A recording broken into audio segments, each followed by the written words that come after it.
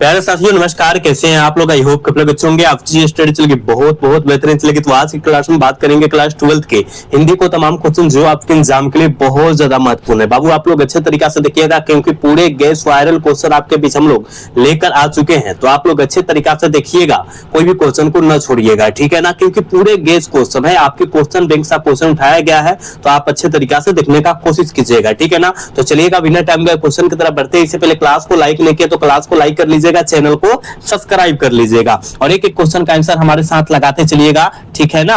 देखो 1 number question आपके screen पर आ चुका है। कहा क्या जा रहा है, कहा जा रहा है अधिनायक शीर्षक कविता किस कवि की रचना है। अधिनायक, तो अधिनायक जो है याद रखिएगा रघुवीर सहाय जी की रचना है। ऑप्शन सी करेक्ट हो जाएगा, ठीक है ना। कोई भी क्वेश्चन ना छोड़िएगा, पूरे मस्त वायरल क्वेश्चन आपके बीच लेकर आ गए हैं हम लोग, ठीक है। देखो ना, कहा जा रहा है कि अज्ञे जी की पहली कहानी कब प्रकाशित हुई थी। अज्ञे जी की पहली कहानी कब प्रकाशित हुई थी, जल्दी से जो है ना 2 का आंसर लगा दीजिए। तो कहिएगा 1924, बिल्कुल ऑप्शन बी हो जाएगा, ठीक है ना। बिल्कुल ऑप्शन बी हो जाएगा, 2 का याद रखिएगा, ठीक है। 3 नंबर क्वेश्चन में क्या कहा जा रहा है, कहा जा रहा है भगत सिंह को कांग्रेस तथा महात्मा गांधी से मोहभंग कब हुआ था।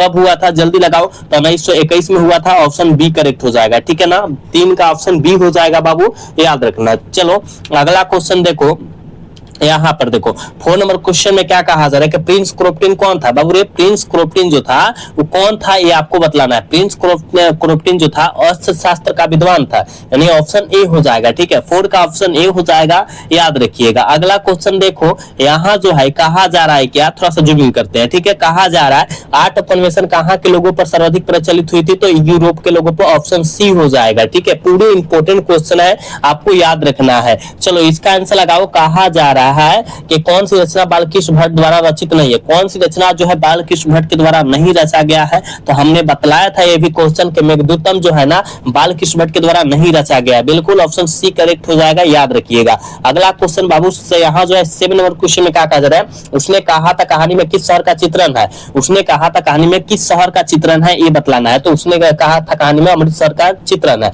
ऑप्शन ए करेक्ट होगा बाबू, ठीक है। ऑप्शन ए हो जाएगा 7 का, याद रखिएगा। क्लास को लाइक करते रहिएगा आप लोग। देखो कहा जा रहा है 8 नंबर क्वेश्चन में सूबेदार हजारा सिंह के लड़के का नाम क्या था। सूबेदार हजारा सिंह के लड़के का जो नाम था वो क्या था, तो हमने बताया था कि सूबेदार हजारा सिंह के लड़के का नाम बाबू रे याद रखिएगा बोधा सिंह। बिल्कुल ऑप्शन ए हो जाएगा, 8 का ऑप्शन ए होगा, याद रखना। अगला क्वेश्चन देखो, यहाँ जो है 9 नंबर क्वेश्चन में क्या कहा जा रहा है, संपूर्ण क्रांति क्या है। संपूर्ण क्रांति जो है जयप्रकाश नारायण जी के द्वारा लिखा गया है, तो है क्या, तो आप कहिएगा सर यह भाषण है, ठीक है। भाषण है, ऑप्शन बी हो जाएगा, ठीक है। 9 का ऑप्शन बाबू बी हो जाएगा, याद रखना। अगला क्वेश्चन देखो, यहाँ कहा जा रहा है ना पुत्र वियोग शीर्षक कविता में कवित्री का खिलौना क्या है। पुत्र वियोग शीर्षक कविता में कवित्री का खिलौना का नाम बतला तो क्या है, तो उनका बेटा है, क्या है उनका बेटा या उनका पुत्र हो जाएगा, ठीक है। बिल्कुल ऑप्शन बी करेक्ट होगा। 10 का ऑप्शन बाबू रे बी हो जाएगा, याद रखिएगा, ठीक है। अगला क्वेश्चन देखो, यहाँ जो है ना 11 नंबर क्वेश्चन में क्या कहा जा रहा है कि रामधारी सिंह दिनकर का जन्म बिहार के किस जिले में हुआ था। रामधारी सिंह दिनकर का जन्म बिहार के किस जिले में हुआ था, तो ये आपको पता लगाना है किस जिले में हुआ था। तो कहिएगा सर बेगूसराय। बिल्कुल ऑप्शन बी हो जाएगा। पूरे हम बतला रहे हैं ना, पूरे मस्त वायरल गैस क्वेश्चन है, तो आपको याद रखना है, ठीक है। अगला क्वेश्चन देखोगे, प्रेमचंद्र क्या थे। बाबू रे प्रेमचंद्र क्या थे, जल्दी 12 का आंसर लगाओ। तो प्रेमचंद्र कथाकार थे, बिल्कुल ऑप्शन बी हो जाएगा। 12 का ऑप्शन बी होगा, याद रखिएगा। 13 नंबर क्वेश्चन में कहा जा रहा है महेश्वर की पत्नी का क्या नाम था। महेश्वर की पत्नी का जो नाम था याद रखिएगा मालती। मालती जो है महेश्वर की पत्नी थी, ऑप्शन ए होगा, ठीक है। अगला क्वेश्चन बाबू यहाँ जो है ना देखो क्या कहा जा रहा है। 14 नंबर क्वेश्चन में कहा जा रहा है भगत सिंह के पिता सरदार किशन सिंह तथा अजीत सिंह किसके सहयोगी थे। किसके सहयोगी थे, तो लाला लाजपत राय जी के सहयोगी थे।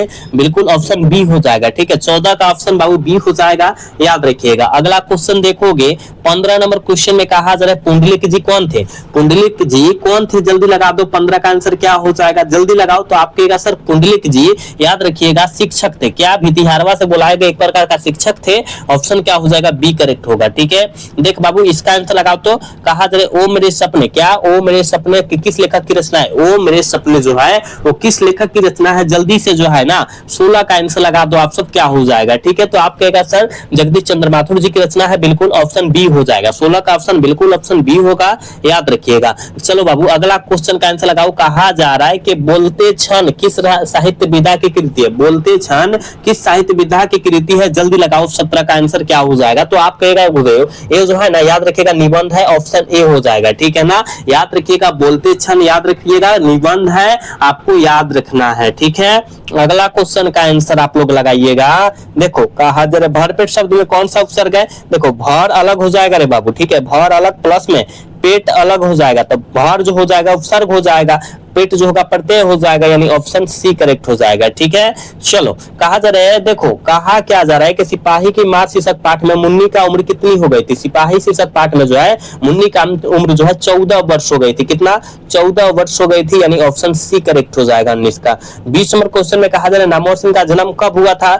नामवर सिंह का जन्म कब हुआ था, जल्दी लगाओ 20 का आंसर, तो कहिएगा सर 28 जुलाई 1927 को हुआ था, बिल्कुल ऑप्शन डी करेक्ट हो जाएगा 20 का, ठीक है। अगला क्वेश्चन का आंसर लगाओ।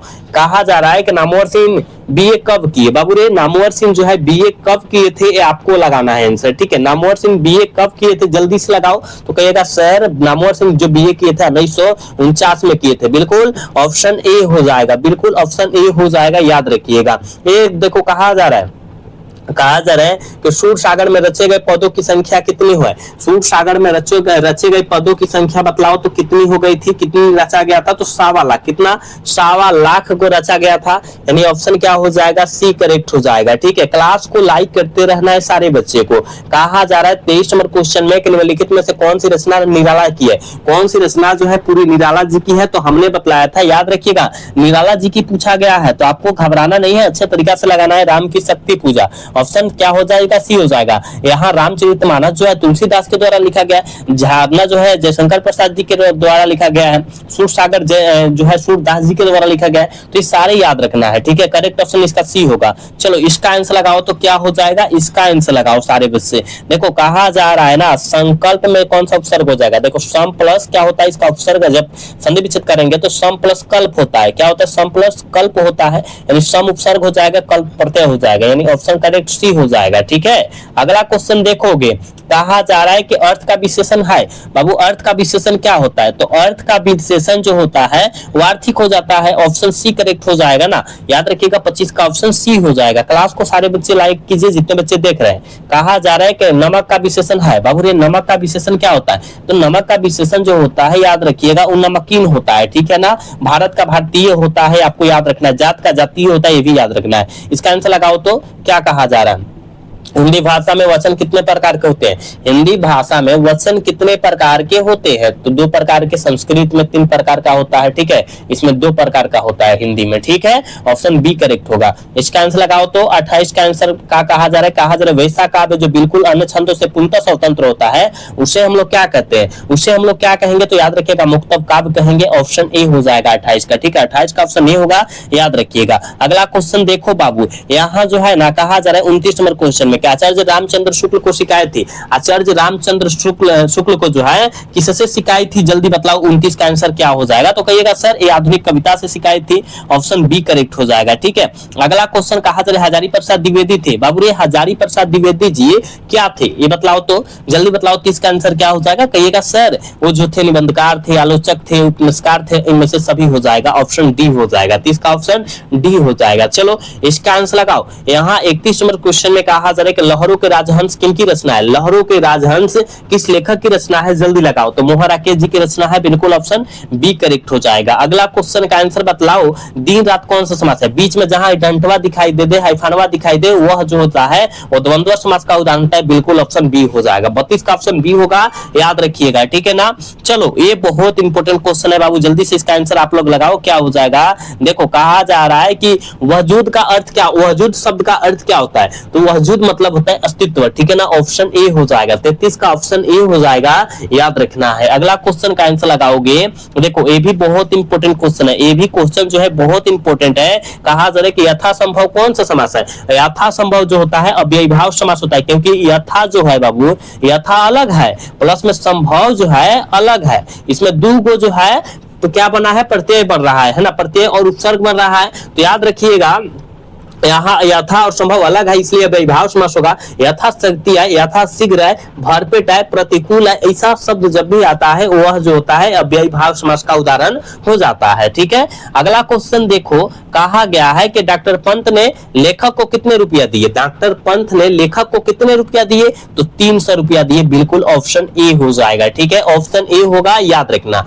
अगला क्वेश्चन देखोगे, यहाँ कहा जा रहा है ना, देखो एक मिनट, हाँ अब देखो कहा जा रहा है कि उदय प्रकाश शेखर के सिंडेमेल में क्या थे। उदय प्रकाश जी सिंडेमेल में क्या थे, तो आप कहिएगा सहायक संपादक थे। तो बिल्कुल ऑप्शन ए हो जाएगा। ठीक है, अगला क्वेश्चन देखोगे, कहा जा रहा है ना कि ज्ञानेंद्र पति को किस रचना पर साहित्य अकादमी पुरस्कार प्राप्त हुआ था। ज्ञानेंद्र पति जी को किस रचना पर साहित्य अकादमी पुरस्कार जो है प्राप्त हुआ था, तो आप कहिएगा गुरुदेव जी ये याद रखिएगा संज्ञात्मक। कब, तो 2006 में प्राप्त हुआ था। ठीक है ना, याद रखिएगा। आप जितना क्वेश्चन कराया जा रहा है आपके एग्जाम में टकराने वाला है। चलो अगला क्वेश्चन कर रहे हैं, हार जीत क्या है। हार जीत पाठ अशोक जो है पेय के द्वारा लिखा गया, लेकिन है क्या, तो कहेगा गद्य कविता है। बिल्कुल ऑप्शन बी हो जाएगा। 38 का ऑप्शन बी करेक्ट हो जाएगा। ठीक है बाबू, यहाँ जो है कहा जा रहा है 39 नंबर क्वेश्चन में कि पत्नी बिटिया को क्या करती थी। ये बहुत इंपॉर्टेंट है, तो पत्नी बिटिया को समझाती थी। बिल्कुल ऑप्शन डी हो जाएगा। क्या हो जाएगा, बिल्कुल ऑप्शन डी हो जाएगा बाबू, याद रखना, बी नहीं डी होगा। ठीक है, यहाँ पर देखो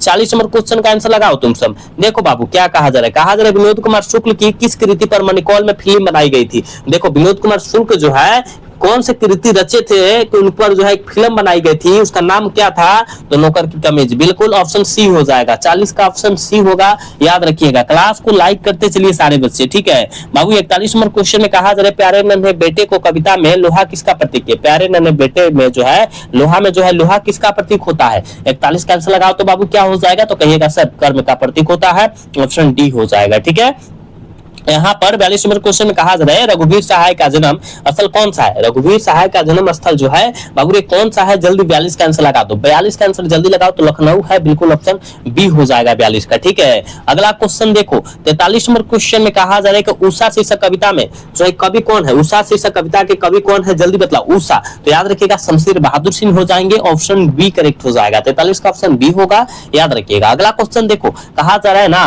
कहा जा रहा है गुलामी की नशा नामक लेखक कौन है। गुलामी की जो है गुलामी की नशा नामक लेखक जो है वो कौन है, तो ये बहुत इंपॉर्टेंट क्वेश्चन है, आपको याद रखिएगा। ठाकुर लक्ष्मण सिंह हो जाएंगे। ऑप्शन बी करेक्ट हो जाएगा 44 का, याद रखिएगा। क्लास को लाइक करते चला है सारे बच्चे को, जितने बच्चे देख रहे हैं। ठीक है, कहा गया है 45 नंबर क्वेश्चन में कि भूषण का जन्म कब हुआ था। भूषण जी का जन्म जो हुआ था वो कब हुआ था, ये आपको बतलाना है। ठीक है, तो जल्दी बतलाओ तो क्या हो जाएगा। 45 का आंसर कहिएगा सर भूषण जी का जन्म 1613 में हुआ था। 1715 में तो मृत्यु हुआ था ना, तो यानी ऑप्शन क्या होगा, ए करेक्ट हो जाएगा। जन्म पूछा गया है। ठीक है, अगला क्वेश्चन 46 क्वेश्चन में कहा जा रहा है कि भूषण की कविता में कौन सा रस पाया जाता है। भूषण जी की कविता में कौन सा रस पाया जाता है, जल्दी लगाओ, जल्दी से लगाओ। 46 का आंसर क्या हो जाएगा, तो वीर रस पाया जाता है। ऑप्शन बी करेक्ट हो जाएगा 46 का, याद रखना। अगला क्वेश्चन बाबू 47 क्वेश्चन में कहा गया है कि लीड वेस्टर इन किसमें जो है विश्व शिक्षक के रूप में देखते हैं। लीड वेस्टर जो है किसमें विश्व शिक्षक के रूप में देखते हैं, क्या हो जाएगा 47 का आंसर, तो याद रखिएगा जय कृष्णमूर्ति में जो है लीड वेस्टर जो है विश्व शिक्षक के रूप में देखा जाता है। ठीक है, ऑप्शन डी करेक्ट हो जाएगा। ठीक है बाबू, अगला क्वेश्चन देखोगे, देखो सुरक्षा कहां हो सकती है। देखो सुरक्षा जो है घर के भीतर तो बिल्कुल नहीं होगी, अंधेरे में भी नहीं होगी, पलायन में भी नहीं होगी, यानी चुनौती को झेलने में भी हो जाएगी। ऑप्शन डी हो जाएगा। ठीक है, अगला क्वेश्चन देखो 49 नंबर क्वेश्चन में क्या कहा जा रहा है कि बर्बे रामायण किनकी रचना है। बर्बे रामायण जो है किस लेखक की रचना है, तो हमने बतलाया था बर्बे रामायण तो नहीं है, सूरदास की तो नहीं है, तो सूरसागर जो है सूरदास की है। नाभादास की जो है भक्तमाल है, कबीरदास की तो बिल्कुल नहीं है, यानी तुलसीदास जी को मारेंगे। ऑप्शन डी करेक्ट हो जाएगा इसका। ठीक है, अगला क्वेश्चन और आज के क्लास के लास्ट क्वेश्चन है, कहा जा रहा है निम्नलिखित में से कौन सी रचना मलिक मोहम्मद जायसी जी की है। कौन सी रचना जो है मलिक मोहम्मद जायसी जी की है, तो याद रखिएगा पदावत जो है ना ये मलिक मोहम्मद जायसी जी की रचना है। ऑप्शन डी करेक्ट हो जाएगा। ठीक है बाबू, हमने 50 क्वेश्चन कराया है और 50 में बाबू रे आप 50 में कितना सही कर पाए हो जरूर आप कमेंट में बतलाओ। ठीक है, क्योंकि पूरे मस्त वायरल क्वेश्चन आपके बीच कराए हैं, तो आपका जो है फर्ज बनता है क्लास को लाइक करना, चैनल को सब्सक्राइब करना, और आपका फर्ज बनता है ये भी कि 50 में कितना सही कर पाए हैं बतलाना। ठीक है, तो आप लोग अपना कमेंट में जरूर बताइएगा कि कितना कितना सही किया गया है और कितना कितना गलत हुआ है। ठीक है ना, उसके बाद उस पर मंथन किया जाएगा। ठीक है, तो आज का क्लास कैसा लगा कमेंट करके अवश्य बताइएगा। अगर अच्छा लगा होगा तो आपको क्लास को लाइक और चैनल को सब्सक्राइब करना न भूलिएगा। मिलते हैं अगला क्लास में, तब तक के लिए जय हिंद, जय Bharat, tata, bye bye, love you.